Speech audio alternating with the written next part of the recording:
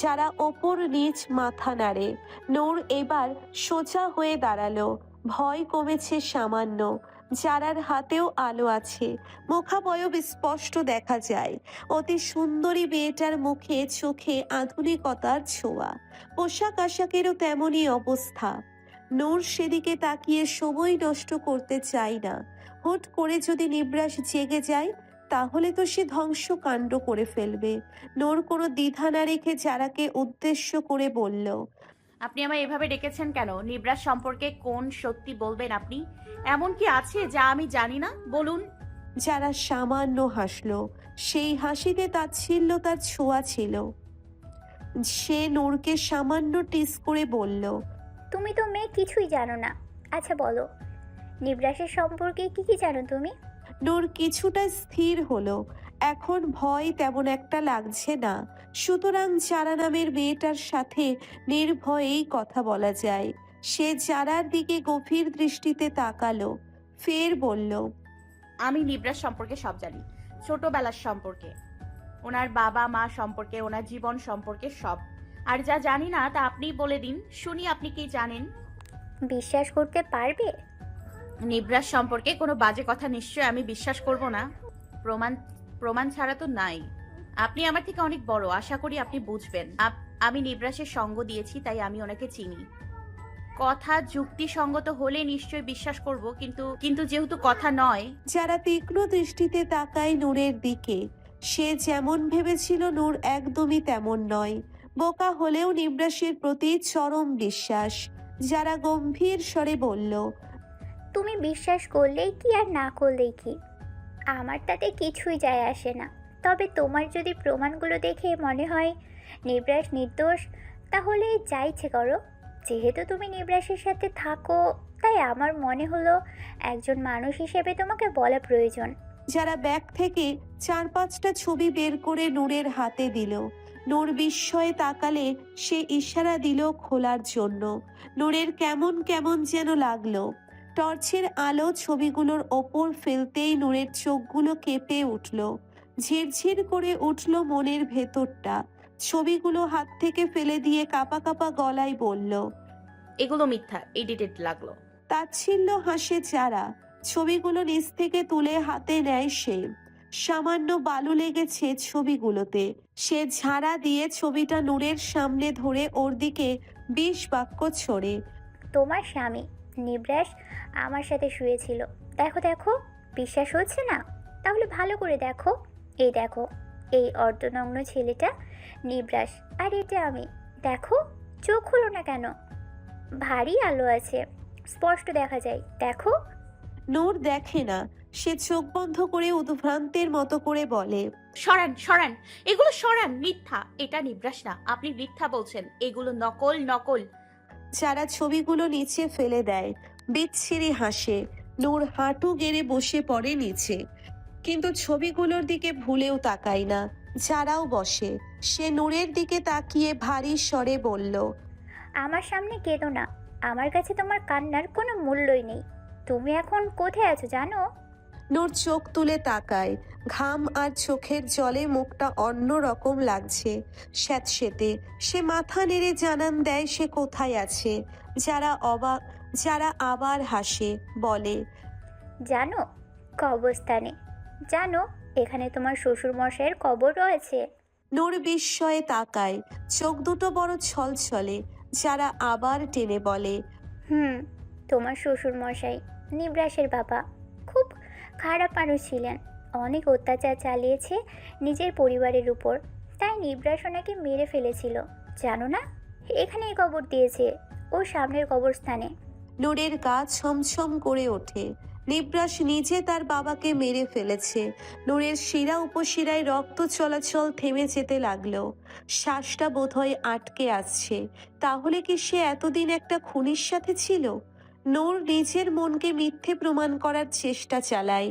আপন মনে বিড়বিড় করে বলে, এটা মিথ্যা। নিবরাস খুন করতে পারে না। নিবরাস এমন নয়। তার ধ্যান ভাঙে যারা। আচমকা তার হাত হ্যাঁচকা টান দেয়। শক্ত করে ধরে বলে ওঠে, তুমি আমার এই কথাগুলো বিশ্বাস না করলে নাই। তোমাকে বলবো মনে করেছি, তাই বলেছি। আরও কিছু কথা আছে যা তোমার শোনা প্রয়োজন। কেউ একজন আছে যে আরও সব জানে। আর কি? নূর কণ্ঠ খাদে নামিয়ে জিজ্ঞেস করলো যারাকে। সামনে এসো। যারার গলার আওয়াজ পেতে নূরের সামনে এসে দাঁড়ালো মাঝারি আকৃতির একটা ছেলে। নূর সেদিকে তাকিয়ে বিস্ময়ে বলল। সীমান্ত। নূর চরম আশ্চর্যে উঠে দাঁড়ালো। বন্ধুকে দেখে সেদিকে কাপা পায়ে ছুটে গেল সে। আচমকা সীমান্তের বাহু জড়িয়ে ধরল নূর। তুই এখানে কি করে? কিভাবে চিনিস তুই? বল, ওনাকে চিনিস? নূরের উদ্বিগ্ন স্বর। সীমান্ত ওপর নিচ মাথা নেড়ে বলে। ওনাকে আমি চিনি, তাই বুঝবি না। আত্মীয় না, ওনার কাছে থেকেই জেনেছি তোদের কথা, কিন্তু তুই এখনো অনেক কিছু জানিস না। নূর ছেড়ে দেয় সীমান্তের হাত। আশ্চর্য জড়িত কণ্ঠে বলে। কি জানিস তুই? তুইও কি ওনার মতো বাজে বকবি? আমি রাতে বকবো না, আমি সব জানি। সীমান্তের গলার স্বরে কঠোরতা, উচ্চ আওয়াজ। তোর মনে আছে আমরা এক জায়গায় যাচ্ছিলাম, পাহাড়ি রাস্তা, বৃষ্টি হচ্ছিল, তুই আমার বাইকে ছিলি, একটা গাড়ি আমাদের বাইকে ধাক্কা দিয়েছিল, মনে আছে তোর? নূর মাথা নাড়ে, চক্ষু শানিত করে তীব্র ভাষায় বলে। তুই ওই দিন বন্ধুত্ব ভাঙতে চাইছিলি, প্রপোজ করতিস আমায়, তাই না? আমি সব জানতে পেরেছি। কিন্তু জানিস না তুই, ওই নিপরাস ভালো মানুষ নয়। সেদিন আমাদের যে অ্যাক্সিডেন্ট হয়েছিল সেটা ওই নিপরাসই করিয়েছে। আমাকে বিশ্রীভাবে মেরে সেদিন হাসপাতালের সামনে ফেলে গেছে, ভর্তিও করায়নি। আর ওইখানে তোর আর ওনার বিয়ে, এটাও ওই নিপরাসেরই প্ল্যান ছিল।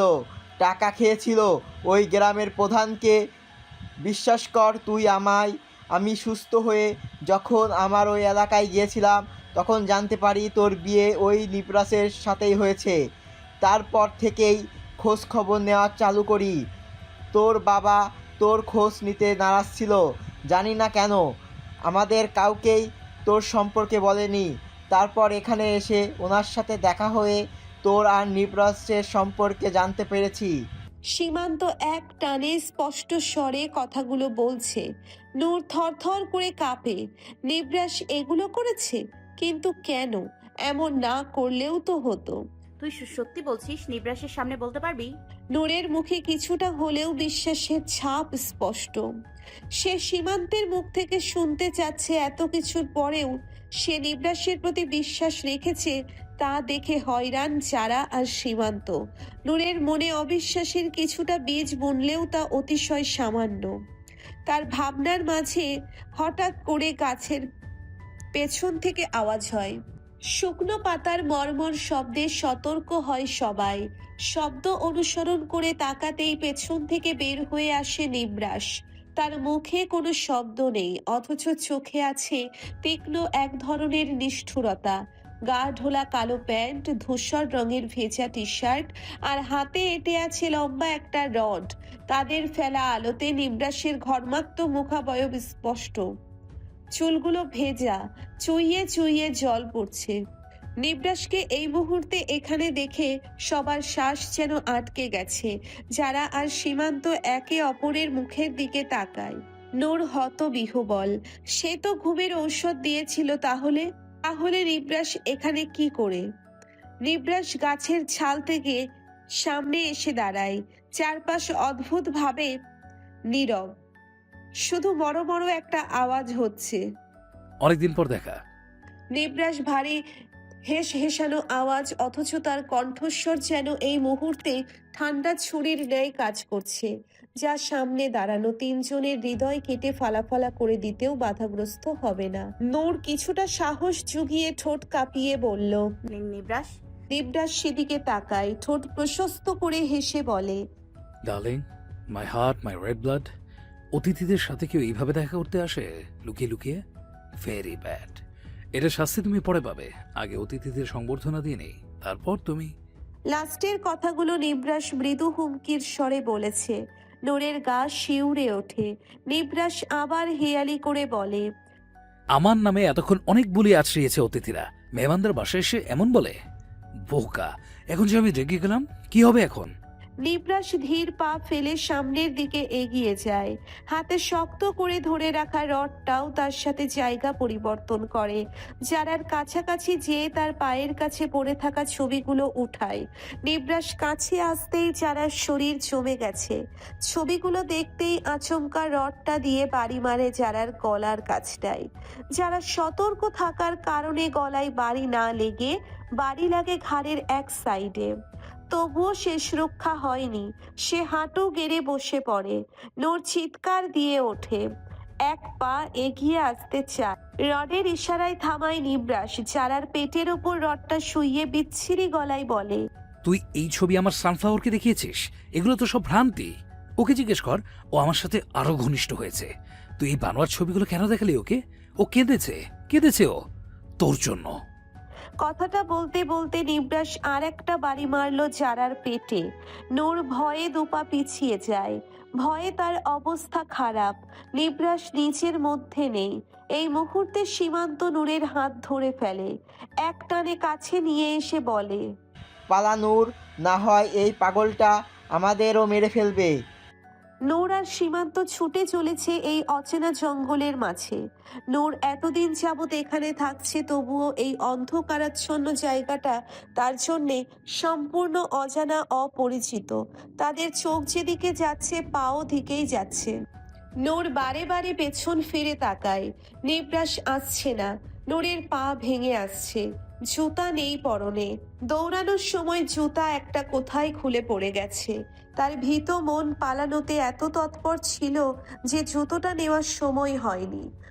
ফলশ্রুতি তার পায়ের সাথে সংঘর্ষ হচ্ছে শখানেক পাথরের, শক্ত মাটি আর মরে যাওয়া শুকনো সূচালো গাছের। দৌড়ানোর মাঝে নূর হাঁটু গেড়ে বসে পড়ে। আর শক্তি নেই শরীরে। পাগুলো অবশ হয়ে আসছে। ঘন ঘন শ্বাস পড়ছে। নূরের এই অবস্থা দেখে সীমান্তও থামলো। গম্ভীর চিত্তে বলল, থামলি কেন? ও এক্ষুনি এসে পড়বে। নূর চোখ তুলে সীমান্তের দিকে চাই। চুলগুলো ঘামে ভিজে গেছে। লেপ্টে আছে মাথার সাথে। জামা কাপড়েরও তেমন অবস্থা। নূর মুখের মধ্যে আবির্ভূত ঘাম কণাগুলো মুছে সীমান্তকে বলল, আর পারছি না, পায়ে ব্যথা করছে, কেটে গেছে বোধহয়, জ্বলছে।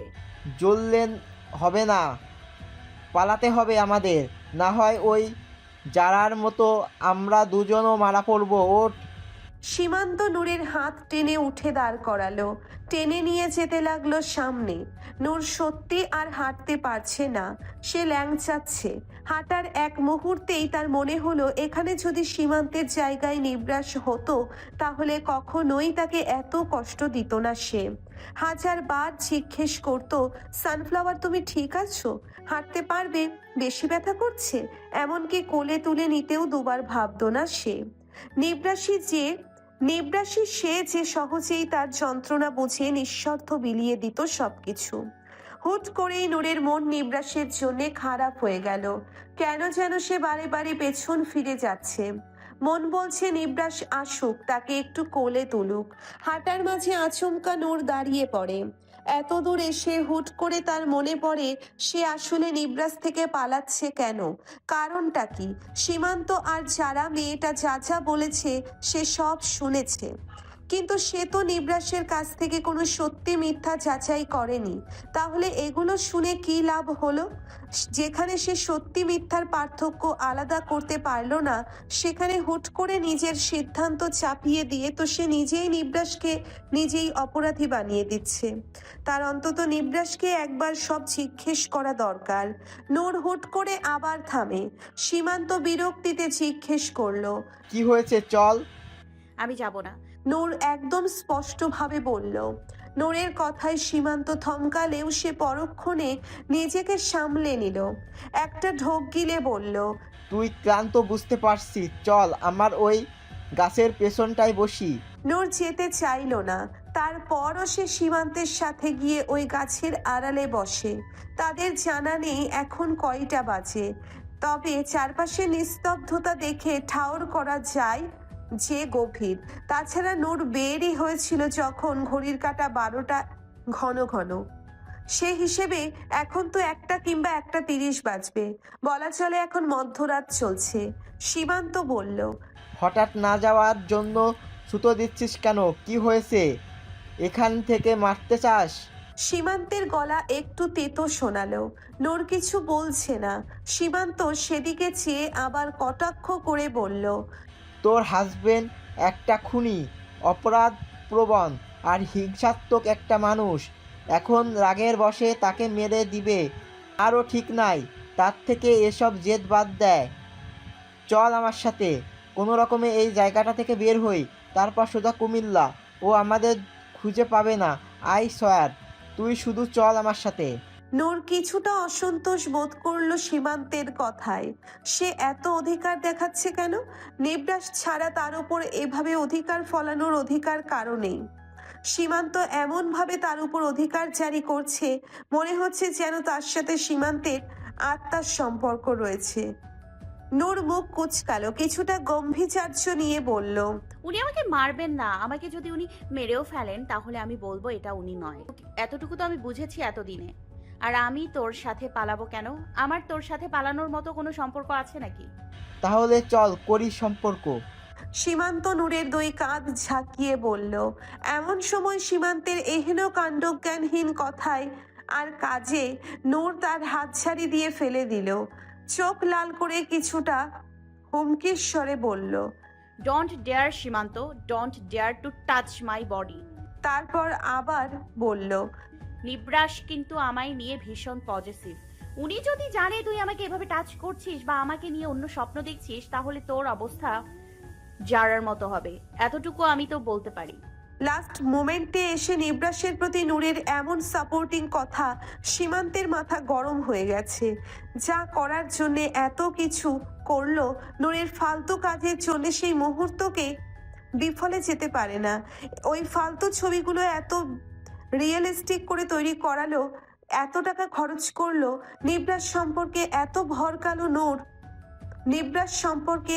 ভরকালো নূরকে, তাও নূর অন্তিম সময়ে নিবরাসের কথাই ভাবছে, তার কাছে যেতে চাইছে। সীমান্ত মনে মনে ক্ষোভ নিয়ে বলল। তোকে নিয়ে স্বপ্ন দেখা মাই ফুট। আমার টাকা খসেনি, যা খুঁজেছে ওই যারার খুঁজেছে। তোকে তো আমার একবারের জন্য হলেও চাই। শুধু তোকে এখান থেকে এই নিবরাসের কাছ থেকে দূরে নিয়ে যাই, তারপর দেখিস তোর পাখনা আমি কিভাবে কেটে তোকে পথে ফেলি। তোর জন্যই ওই নিবরাস আমাকে মেরে ফেলতে চেয়েছিল। এখন তোকে শেষ করে আমি ওকে মারবো। তোকে এক রাতে পেয়ে গেলে ও এমনিই মরে যাবে। সীমান্ত মনে মনে বিচ্ছিরি হাসলো, ঠোঁটেও দেখা গেল সেই হাসির রেখা। নূর উঠে দাঁড়ালো, সীমান্তের দিকে তাকিয়ে বলল। আমি তোর সাথে এসে ভুল করেছি। সত্য জানা ছাড়া নিবরাসকে ছেড়ে যাওয়া আমার পক্ষে সম্ভব না। তোরা আমাকে যা যা বলেছিস তা সত্যি না হলে ওনার সাথে অন্যায় করা হবে। উনি ওনার জীবনে ছোট থেকে অনেক কষ্ট বুকে নিয়ে বেঁচে আছেন। অনেকবার সুইসাইড করার চেষ্টা করেছেন। এখনো উনি ফ্রাস্ট্রেশন কমানোর ঔষধ খায়। আমি দেখি উনি ছোটবেলার সেই মানসিক সমস্যা থেকে এখনো সম্পূর্ণভাবে বের হতে পারেনি। আমি সবসময় ওনাকে সঙ্গ দেওয়ার চেষ্টা করি। এখন যদি আমি মিথ্যে কারণে ওনাকে ছেড়ে চলে যাই তাহলে উনি হয়তো মরেই যাবে। আমি পারবো না এমনটা করতে। নূর এক শ্বাসে কথাগুলো বলে থামে। সীমান্ত উঠে নূরের মুখোমুখি দাঁড়ায়, তীক্ষ্ণ চোখে একখানা প্রশ্ন ছুড়ে দেয় নূরের দিকে। যদি দেখিস যে গোড়ায় গন্ডগোল, যদি নিবরাস সত্যি দোষী হয়, তাহলে কি করবি? ছেড়ে আসতে পারবি আমার সাথে যেতে? নূর সীমান্তের দিকে পূর্ণ দৃষ্টিতে তাকায়, তাচ্ছিল্য হেসে বলে। সত্য জানলেও বোধ হয় আমি তোর সাথে যেতে পারবো না। আমার যাওয়ার জায়গা নেই। বাবার কাছে নিবরাসের সাথেই যাব। কিছু প্রশ্ন এখনো বাকি, সেগুলো করব। আর তোর কাছে তো কখনোই যাব না। যাওয়ার প্রশ্নই আসে না। বন্ধু ভেবে হেল্প করেছিস, তার জন্য ধন্যবাদ। এর বেশি কিছু এক্সপেক্ট করিস না। কথাটা বলে নূর উল্টো হাঁটতে চাইল। সে ঘুরে দাঁড়ালে সীমান্ত তাচ্ছিল্য হাসলো। মুখভঙ্গি বদলে হুট করে সে হাত কাত করে আঘাত করলো নূরের ভ্যাগাস নার্ভে। সাথে সাথে নূর অজ্ঞান হয়ে যায়। নূর এক সাইড হয়ে পড়ে যেতে নিলে সীমান্ত ধরে ফেলে। নূরের মুখ থেকে চুলগুলো সরিয়ে সে আর ওষ্ঠে স্পর্শ করলো। স্লাইড করতে করতে বলল, ইস, এই গোলাপি অধৈর্যরা কতবারই না নিপ্রাস লুটে নিয়েছে। যা আমি আগে টেস্ট করতে চেয়েছিলাম তা আগে নিপ্রাস নিয়ে গেল। ব্যাপার না, একবার আমিও নিব পুরোটা। এটা ছাড়া আমার কাছে তুই আর কিছু এক্সপেক্ট করিস না, বন্ধুত্ব না। এই বলে সীমান্ত নূরকে কোলে তুলে দিল। তারপর অতি সাবধানে পা বাড়ালো সামনের দিকে। যা মনে হয় রাস্তা ফুরাতে আর বেশি সময় নেই। তবে সে সামনে পা বাড়াতেই হঠাৎ করে নিব্রাসের বাড়ির আন্ডারগ্রাউন্ডে 3টে চেয়ারে বাঁধা পড়ে আছে 3জন। 2জনের বাঁধার ভঙ্গিমা কঠোর হলেও নূরের শরীর দড়ি লেগে আছে অতি তুচ্ছভাবে। মনে হচ্ছে দড়িগুলো কেবলমাত্র তাকে তাকে ছুঁয়েছে। নিব্রাস নূরের সামনেই বসে। একটু আগে নূরের জামা কাপড় বদলে দিয়েছে সে। ধুলো বালু লেগে সানফ্লাওয়ারটা ধুলিময় হয়ে গেছে। সানফ্লাওয়ারকে তো এমন মানায় না। সানফ্লাওয়ারকে হতে হবে চকচকে ফকফকে। তাই তো নিব্রাস এখন বসে বসে নূরের সমস্ত শরীর ডেটল আর স্যাভলন পানি দিয়ে মুছে নিচ্ছে। সে জায়গা মুছে পরিষ্কার করেছে সে জায়গায় সে শত শত চুমু খেয়েছে, হাতে পায়ে গলায় ওষ্ঠে আরো কত জায়গায়। নিব্রাস নূরের শরীর মুছে দেওয়ার কিছুক্ষণ পর পর অগ্নি চোখে সীমান্তকে পরখ করে নিচ্ছে। মনে হচ্ছে যেন সীমান্তের জ্ঞান ফেরার অপেক্ষা করছে। আসলে ব্যাপার সেটা না। নিব্রাস তাদের জ্ঞান ফেরার জন্যে মোটেও অপেক্ষা করছে না। তার সানফ্লাওয়ার, তার রেড ব্লাড ছাড়া এখানে কারোর জন্য তার কোনো চিন্তা নেই। সে শুধু অপেক্ষা করছে কখন তার সানফ্লাওয়ারের শরীর মুছে হাতের কাজটা শেষ করবে। তারপর সে এই বেয়াদব দুটোকে শাস্তি দিতে পারবে, কঠোর শাস্তি। আর ওই অসভ্য ছেলেটাকে তো নিব্রাস গিজগিজ করে ওঠে। তৎক্ষণাৎ নিজেকে দমাতে চুমু খায় নূরের ওষ্ঠে, হাত বলিয়ে দেয়।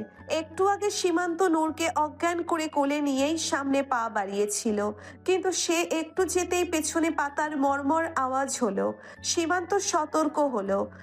শব্দটা তার খুব কাছের, ছায়া যত কাছে ঠিক তত কাছে মনে হলো। হঠাৎ কেন যেন পেছনে ফেরার সাহস হলো না তার। মনে হলো যেন এখন পেছন ফিরলে কোনো এক অশরীরীর সাথে তার দেখা হবে। সে পেছন ফিরল না তো কি হয়েছে? নিব্রাস তো থেমে থাকলো না। সে পেছন থেকে হুট করে ঝড়ের গতিতে রড দিয়ে বাড়ি মারল সীমান্তের মেরুদণ্ড বরাবর। সীমান্ত নূরকে ছেড়ে হাঁটু গেড়ে বসে পড়ে, কিন্তু নূর নিচে পড়ে গেল না। সীমান্ত ছাড়ার সাথে সাথে নিব্রাস তাকে কোলে তুলে নিয়েছে, যেন সে এই কাজটারই অপেক্ষা করেছিল। সীমান্ত প্রায় অবচেতন, পিঠের ব্যথায় সে গড়াচ্ছে। মেরুদণ্ডের হাড় বোধহয় নড়ে গেছে। অসহ্য ব্যথায় সে চিৎকার করে ওঠে। কিন্তু আফসোস, এই গভীর রাতে ফাঁকা জঙ্গলে সহস্র পোকা, উল্টো হয়ে ঝুলে থাকা ভ্যাম্পায়ার আর নিব্রাস ছাড়া এই বেদনাদায়ক আওয়াজ কেউ শোনেনি। তবে নিব্রাস তার সানফ্লাওয়ারকে আদর করতে ব্যস্ত ছিল তখন। এই বেদনাদায়ক আওয়াজও তার কানে আসেনি। নিব্রাস নূরকে তার কাঁধের ওপর ফেলে ডান হাত দিয়ে ধরে তাকে। রডটাও সেই হাতেই। বাঁ হাত দিয়ে সীমান্তের চুলের গোছাতে ধরে টানতে নিয়ে যায়। বিড়বিড় করে বলে, আমার সানফ্লাওয়ারকে আর খালি পায়ে হাঁটিয়ে আনবি? চামড়ার টান লাগলে কেমন লাগে এবার মজা বোঝ। সীমান্ত অজ্ঞান ছিল না, সে ব্যথায় কাতরাচ্ছিল। কিন্তু নিব্রাসের চুলে ধরে এমন টেনে হিঁচড়ে আনার ফলে সীমান্ত অজ্ঞান হয়ে গেছে। সাথে গলা, বুক, পেট এগুলো ঝুলে গেছে। কি বিচ্ছিরি! চামড়া খসে যাওয়া থকথকে লাল অংশে বালু আর মাটি লেগে আছে। কিছু ইটের কণার ও স্থান হয়েছে সেখানে। নিব্রাস দেরি করতে চায় না। সীমান্তের ঘুম ভাঙার আগেই তাকে আরো কিছু কাজ সারতে হবে। নিব্রাস নূরের কপালে নিজের অধর ছুঁয়ে সামনে যায়। টেবিলের নিচ থেকে একটা ব্যাগ বের করে সামনে এগিয়ে এসে সে পা ছড়িয়ে বসে। ব্যাগটাকে ঝেড়ে ভেতরের সরঞ্জামগুলো নামায়। গ্রাইন্ডিং স্টোনটা নিজের পায়ের কাছে রেখে পুরনো রামদাটা হাতে নিল। অতি সাবধানে সে এটাকে ঘষতে লাগলো পাথরটায়। পাশে পড়ে আছে আরো অব্যবহৃত কিছু ধারালো সরঞ্জাম। এগুলো সবগুলোতে আজ আবার নতুন করে শান দিবে অনেক বছর পর। রাতের গভীরতা বাড়ছে, সেই সাথে বাড়ছে চকচকে ধারালো ধাতবের শান দেওয়ার আওয়াজ। পাথরের সাথে ছুরির সংঘর্ষে কড়কড় আওয়াজ হচ্ছে। নিবরাস আপন মনে কাজ করতে ব্যস্ত। ফাঁকে ফাঁকে সানফ্লাওয়ারের দিকে নজর দিতে ভোলে না সে। হলদেটে আলোয় নূরের মুখ কিছুটা আবছা দেখা যাচ্ছে, তবে যে জায়গায় আলো পড়ছে সে জায়গাটা গোল্ডের মতো গ্লো করছে, চিকচিক করছে। নিবরাসের কিছু একটা মনে পড়তেই সে হুট করে উঠে দাঁড়ায়, নূরের সামনে গিয়ে হাঁটু গেড়ে বসে, চুলগুলো সরিয়ে দেয়। ঘেমে গেছে তার সানফ্লাওয়ার, কানের গোড়া দিয়ে চুইয়ে চুইয়ে ঘাম পড়ছে। নিবরাস আবেদনময় চোখে দেখে তার সানফ্লাওয়ারকে। এই কয়েক ঘন্টায় যেন মুখটা শুকিয়ে গেছে। নিবরাসের মায়া হলো। সে ধারালো অস্ত্রগুলো কিছুটা দূরে রেখে রুম থেকে বের হলো। ঘরে ঢুকতেই সে তড়িঘড়ি করে চলে গেল কিচেনের দিকে। সানফ্লাওয়ারকে কিছু খাওয়াতে হবে। এত দৌড়াদৌড়ি আর ধকলে নিশ্চয়ই সানফ্লাওয়ারের খিদে লেগেছে। নিবরাস হন্তদন্ত হয়ে ক্যাবিনেট থেকে একটা স্যুপের প্যাকেট বের করলো। চুলায় গরম পানি বসিয়ে সে প্যাকেটের সম্পূর্ণ পাউডারটা ফেলে দিল পানিতে। 5 মিনিটের মাথায় সে স্যুপ রেডি করে বটিতে নিয়ে নিল। তারপর সে পা বাড়ালো তাদের বেডরুমের দিকে। ড্রেসিং টেবিলের ওপর থেকে নূরের একটা হেয়ার ব্যান্ড নিল, আবার দ্রুত পা বাড়ালো কিচেনের দিকে। অতিশয় নূরের কাছে যেতে হবে তাকে। না জানি তার সানফ্লাওয়ার এখন কি করছে। সে কি উঠে গেছে?